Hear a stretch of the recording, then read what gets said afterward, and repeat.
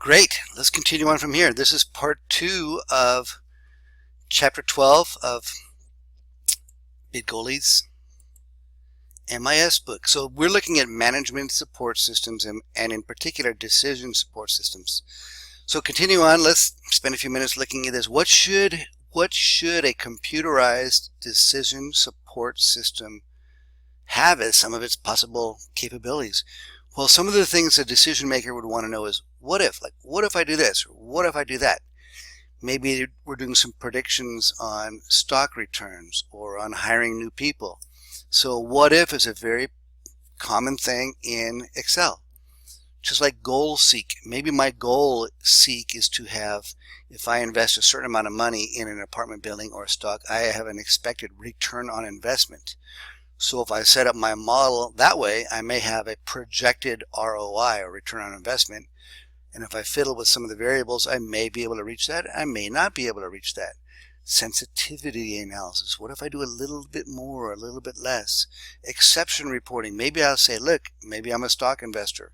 Every day I want the top 5 best projected stocks to invest in just to appear. Or what are the lowest 5? Maybe I own a big grocery chain or even Walmart. I want to know, give me the 5 or 10 products that are moving the most slower sales than I expected, or better. So that's what managers need to do. And if a system can help predict what are our most profitable flights, what are our least profitable flights, or products, or items, or people, or whatever, this is the kind of thing this is designed to do. Other capabilities, maybe graphical analysis and Geographic. Maybe I'll say, I'm seeing trends of growth in this area, or trends of decline in this area. Forecasting, simulation. This can absolutely be applied to the weather, which is kind of a decision support system in some ways. Statistical analysis, for politics, for modeling coronavirus spread, and on and on and on. So we have the people. What are some of the roles? The users have to understand, what's my data? What am I looking for? And so we want some intelligent users that have some knowledge of what are we dealing with, and then of course they hopefully become some sort of a specialist in their field.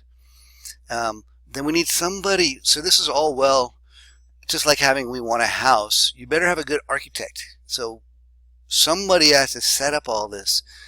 And again, like we see in some of these, like the coronavirus, maybe some of the models are just flat out wrong. So we need to have a good model. We need to have good data. We have to good smart way of interpreting the data. And so we have to know what is our goal? What's our need? Is it best to just maintain our company right now, or are we trying to gamble and grow?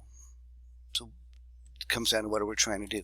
So then there's a technical designer. That's more of a, if this was a program, that would be the programmer. So somebody who understands how this actually works, and they have got all the issues, like we say here: data storage, structure, who gets access to what, who can modify the data, when do we get the data, what are some of the securities, how do we keep people away from data or give them access to data. So there's a lot of roles here. This is a big, this can be a very big task. So somebody else is, again, just kind of like a systems analysis. What do the users want? What's possible? What do the users want? What's possible? And so they start saying, what is the input I need? And how timely should it be? Well, who should get the output? And what are some of the things I can do with this output? And so we all have to realize any prediction is based on assumptions. So unemployment, tariffs, world demand, whatever the heck we are dealing with, assumptions, the model, the data, and the analysis, extremely important. But so there's a lot of work here, but look at all the look at all the benefits we're getting. We're going to get really fast responses. So if we have exception reports, maybe we're not selling a certain kind of car model, maybe not in the north where it's colder. Maybe we're selling a lot more of something in the south where it's warmer, or whatever. So we can have very, very fast response. One-of-a-kind decisions. We can get better input, and we can get faster using the computer and some artificial intelligence, which we'll cover in chapter 13. Maybe we'll get some new thoughts that we hadn't thought about before. So if we analyze the data, we may start seeing trends that we're not anticipating. maybe people across the organization can now use this. And so communication can be improved, control can be improved. There's a lot of variables, but a well-designed system can be very cost effective. So some of the other benefits, maybe it's going to save you money, hopefully, otherwise we wouldn't do it, but sometimes it costs a lot of money to set this up too. And again, it can be as small as an Excel spreadsheet, or it can be much, much, much more elaborate. So things will be faster, our data, again, if we set it up right, we can have more utilization of the data to make better decisions. Maybe or maybe not having people work as a team. So executive information systems, you'll read about this in the chapter, and that is not 100% clear what it is, but it's basically a decision support system. When we talk about executives, they're looking at more of the high-level person, so not the programmer, not the analyst. This might be the chief of finance or the CEO or somebody who's doesn't have their fingers and brains down in the nitty-gritty details, but they're looking for basically easy access to the data and simplicity. We don't want to make this too complex. We want to give executives the information they need to be able to work now. So simplifying it and making it, again, interactive. And oftentimes an executive will utilize the skills of a more technical person. So the whole purpose of using an executive information system is to give the managers some of these tools as well. Sometimes using pictures and graphs really can help. Bar charts, line graphs, pie charts, etc. It's great because oftentimes managers are saying, give me this data, and then they have to go present it to a group. So having some of this graphically can be great, or just having reports that are easy to share.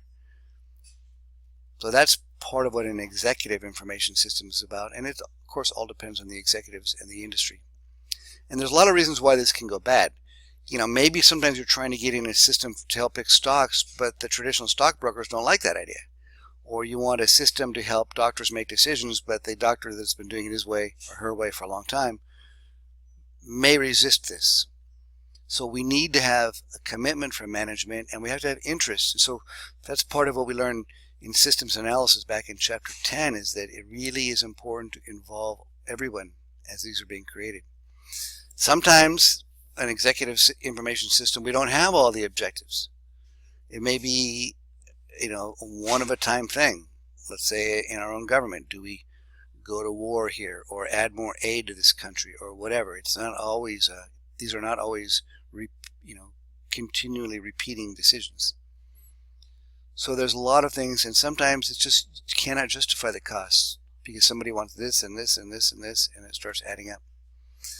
So there's a lot of things in terms of the vendor support. Maybe they sounded like they could do something, but they can't do it anymore. Maybe the people that are supposed to use this really aren't that comfortable. And so there's a lot of times this can fail. And we may be designing something not really knowing what the executive work involves. A lot of times there's issues that are not logical. I could go on and on about stories for working for Shell Oil Company in West Africa, where some of our decisions were absolutely not based on what the book would have said to do. So there's a lot of tasks we do. Ranking, maybe in the NFL draft, or you're making schedules. Again, highlighting things that are exceptionally good or bad. Spotting trends. Ooh, we see a lot of sales happening in this or that industry. So with these executive information systems, if you have the right amount of data, there's a lot of ways you can explore new fields, compare this company or that company within that same industry, or this industry versus that industry. So again, this chapter is not as technical. It's more just seeing what companies can do with real-world management support systems. Groupware, most of you are pretty familiar with that, with things like Zoom now. A lot of people can chat and to-do lists and brainstorm together. Again, Zoom, electronic meeting systems, really is changing with video teleconferencing the way business and many things are being conducted. Of course, there's less travel. That's great. Less cost, less time. Now, without traveling, you actually have a lot more time. So as the world moves forward, this is going to be more and more common. So disadvantages of these is, we don't, maybe it's too easy to have a meeting. Seriously, I've been in a lot of meetings where I thought, maybe we don't have to really do this. We do not have the human touch. You don't always get to see body language and see what else is going on. There could be security. You don't always know who's listening in. And it does cost more than just getting together. So, and geographic information systems, there's some wonderful things. These are being used for. One of the more interesting ones I've heard recently is called Shot Spotter or something like that, where they put cameras all around a town. And for example, if there's a gunshot, the cameras will turn in that direction and make a recording of all the vehicles going in or out, vehicles or people going in and out of that area. You can instantly send a message to 911. There's just so many other things we can do with that. Look at housing trends. What percentage of kids in a school district live in certain areas? With points and lines and areas, we can start graphing on maps. Like it says, spatial data and non-spatial. So geographic information systems, we have a wonderful class in that at Grossmont College that sounds very interesting. Yeah, many of you have used driving instructions. UPS does this and gives their drivers thoughts and different routes than they would have ever thought about before. So there's some really cool uses of geographic information systems, which are again a management support system. Planning, government, urban planning, insurance, where are most of the accidents, crimes, youth, etc. Marketing, maybe where's the upscale households, maybe where's the seniors. And there's so many things we can do with geographic systems. So again, just in summary, we need support from top management. What is it we're trying to really accomplish? What are the needs? What is the information that executives need? And let's try to keep it not too complex, but it can be very complex. And hopefully, if it's slightly flexible, this can move into the future. So in summary, read the chapter, realize this is a high-level chapter. And we just need to know that there's lots of different kinds of information systems. And when each of you gets involved in a business of your own, it's just important to know that these kind of things exist. And you will be seeing these all over the place. Okay, that's enough for chapter 12, and I hope you enjoy.